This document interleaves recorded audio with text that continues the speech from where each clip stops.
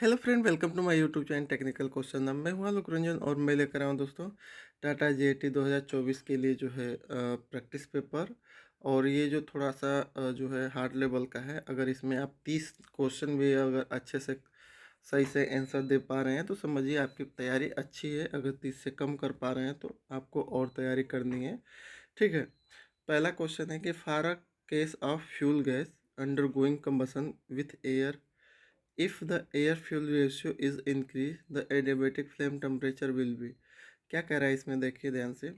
कह रहा है कि जो है कंबसन के लिए जो एक तो फ्यूल गैस है। फ्यूल गैस मतलब कि कोई भी एनजी गैस हो गई, एनजी गैस फ्यूल गैस हो गई। और कंबसन एयर जो है कंबसन जो है उसको जलाने के लिए कंबसन एयर हो गई ना। तो कह रहा है कि फ्यूल और एयर का जो रेशियो है अगर उसको बढ़ा दिया जाए तो एडियाबेटिक फ्लेम टेम्परेचर क्या होगा, इंक्रीज होगा, डिक्रीज होगा। इंक्रीज या डिक्रीज डिपेंड ऑन फ्यूल या नॉट चेंज, कोई चेंज नहीं। ठीक है। तो बताइएगा। दूसरा क्वेश्चन है टूथपेस्ट क्या है, बिंगम प्लास्टिक है, सूडो प्लास्टिक है, न्यूटोनियन फ्लूइड है या डाइलाटेंट है। ठीक है। तीसरा क्वेश्चन है कि for a centrifugal pump the NPSH is defined as. Centrifugal pump के लिए जो है एनपीएसएच को कैसे डिफाइन करेंगे, एचवीएस प्लस एचपीएस या एचवीडी प्लस एचपीडी या HVS plus HPS minus PS या HVD plus HPD minus PD. ठीक है। तो एच वी एस क्या है, velocity head at a suction. H V D क्या है, velocity head at a discharge. H P S क्या है, pressure head at a suction. H P D pressure head at a discharge. P S क्या है, vapour pressure of liquid at a suction temperature. P D क्या है, vapour pressure of liquid at a discharge temperature. ठीक है। चौथा question देखते हैं। इसमें है बर्नौली इक्वेशन। कह रहा है कि Bernoulli equation for study frictionless flow state along a stream line, यानी कि अकॉर्डिंग टू बर्नौली थ्योरम जो क्या है, टोटल प्रेशर इज कांस्टेंट होता है, total mechanical energy is constant होता है, वेलोसिटी हेड इज कांस्टेंट होता है या नन ऑफ दिस। ठीक है। तो इसको आपको बताना है। पांचवा, for an ideal fluid flow the Reynold number, यानी आइडियल कोई फ्लूइड जो है आइडियल एकदम है, समझ लीजिए फ्रिक्शनलेस है, लेस और जो इनविस्कस है। तो जो भी है आइडियल फ्लूइड का जो फ्लो है एक तरह से क्या है, एकदम आइडियली है। तो उसका रेनॉल्ड नंबर निकालेंगे तो जो है उसकी वैल्यू क्या आएगी। ठीक है। रोबी डी अपन म्यू से निकालेंगे तो उसकी वैल्यू क्या निकल के आएगी, इनफाइनाइट आएगी, जीरो आएगी, एक आएगी या 2100 आएगी। ठीक है। वो बताना है आपको। नेक्स्ट है the condition that is not necessary for applicable of Bernoulli equation. Bernoulli equation के अकॉर्डिंग जो है क्या ज़रूरी नहीं है। जैसे बर्नौली ने अपना एजप्शन दिया लेकिन इसमें से क्या नेसेसरी नहीं है। जैसे कि स्टेडी स्टेट होना चाहिए फ्लूइड का फ्लो, या इनकम्प्रेसिबल फ्लूइड होना चाहिए, या इनविस्कस होना चाहिए, या इरिटोशनल होना चाहिए। तो क्या जो है बर्नौली इक्वेशन के लिए नेसेसरी कंडीशन नहीं है। ठीक है। नेक्स्ट है in gyratory crusher the size reduction affected by. कह रहा है कि जैसे जाइट्रिक क्रशर है तो उसमें जो साइज रिडक्शन हो रहा है वो किस प्रिंसिपल पे हो रहा है, कंप्रेशन पे हो रहा है, इम्पैक्ट पे हो रहा है, अट्रीशन पे हो रहा है या कटिंग पे हो रहा है। ठीक है। ये बताना है। कह रहा है प्रेशर कांस्टेंट फिल्ट्रेशन इन कांस्टेंट प्रेशर फिल्ट्रेशन। जो कांस्टेंट प्रेशर फिल्ट्रेशन होता है उसका जो रेजिस्टेंस जो है टाइम के अकॉर्डिंग घटता है।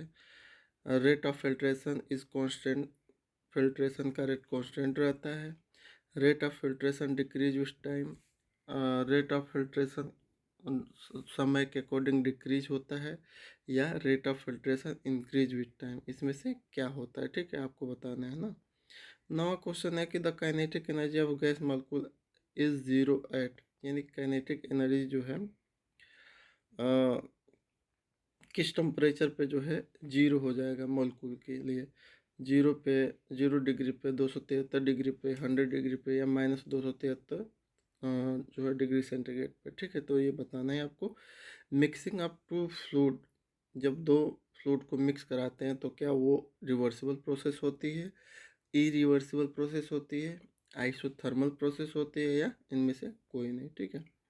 एंट्रोपी क्या है दोस्तों, entropy is a extensive property, intensive property, drive property, या नॉन ऑफ दीज। ठीक है, ये भी बताना है आपको। आइडियल गैस लॉ जो है अप्लीकेबल है लो टेम्परेचर लो प्रेशर पे, हाई टेम्परेचर हाई प्रेशर पे, या हाई टेम्परेचर जो है लो प्रेशर पे, या लो टेम्परेचर हाई प्रेशर पे, किस पे है ना, 12 का बताना है आपको।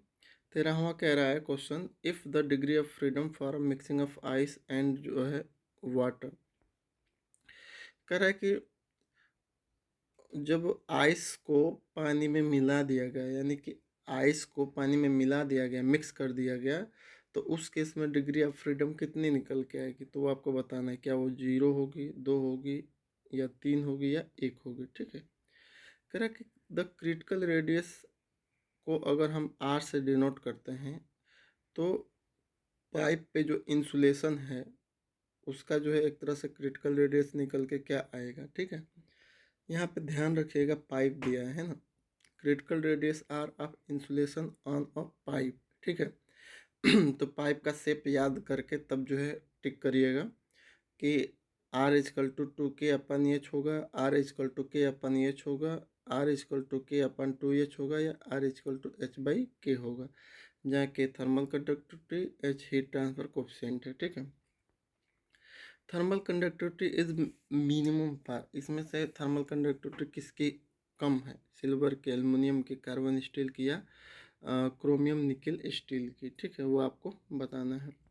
नेक्स्ट है heat transfer occur by natural convection because change in temperature cause difference in, कह रहा है कि जो नेचुरल कन्वेक्शन में हीट का ट्रांसफर हो रहा है वो किसकी वजह से हो रहा है, change in viscosity, change in density, change in thermal conductivity, किसके जो है चेंज होने से जो है हीट का ट्रांसफर हो रहा है कन्वेक्शन में, ठीक है। फ्रेंडल नंबर जो है रेशियो है किस किस का, mass diffusivity to thermal diffusivity का, momentum diffusivity to thermal diffusivity, thermal diffusivity to mass diffusivity, thermal diffusivity to momentum diffusivity. Prandtl number जो है किसका रेशियो है, ठीक है। डिटसन वोल्टियर इक्वेशन जो है किसके लिए दिया गया है, लैमिनार के लिए, लिक्विड मेटल के लिए, टर्बुलेंट के लिए, या नेचुरल कन्वेक्शन के लिए, ये आपको बताना है। कह रहा है कि इन रेडिएशन फॉर ब्लैक बॉडी के लिए जो है क्या है, अल्फा यानी एब्जॉर्बिविटी हो गई, ई मतलब इमिसिविटी हो गई। अल्फा बराबर 1, इमिसिविटी जो है नॉट इक्वल 1 ये है, या अल्फा नॉट इक्वल 1 है, या ई 1 होगा या सी जो है, सी में है अल्फा जो है नॉट इक्वल टू 1, या ई की वैल्यू है not equal to 1, D alpha 1, या इमिसिविटी भी 1, क्या है इसमें, है ना। नेक्स्ट क्वेश्चन है हमारा, a multiple effective operator as compare to a single effective operator of a same capacity has, यानी कि मल्टीपल इफेक्टिव ऑपरेटर जो है compare to a single effective operator क्या है, उसकी capacity lower heat transfer area है, लोअर स्टीम इकोनॉमी है, higher steam economy है, या नन ऑफ दीज है, ठीक है। ये बताना है आपको। Molecular diffusion of liquid, molecular जो डिफ्यूजन होता है, मोलिकुलर डिफ्यूजन जो होता है लिक्विड का, क्या वो टेम्परेचर के बढ़ाने पे बढ़ता है, या टेम्परेचर घटाने पे घटता है, या बढ़ सकता है या घट सकता है टेम्परेचर पे, कुछ भी हो सकता है, या इंडिपेंडेंट ऑफ टेम्परेचर, या टेम्परेचर पे कोई इम्पेक्ट नहीं डालता है, ये भी आपको बताना है। एब्जॉर्प्शन टावर की जो ऑपरेटिंग कंडीशन है वो क्या है, low pressure high temperature, high pressure high temperature, high pressure low temperature, low pressure and low temperature, ठीक है। क्या है इसमें एब्जॉर्प्शन टावर का जो है ऑपरेटिंग कंडीशन वो बताना है, ठीक है।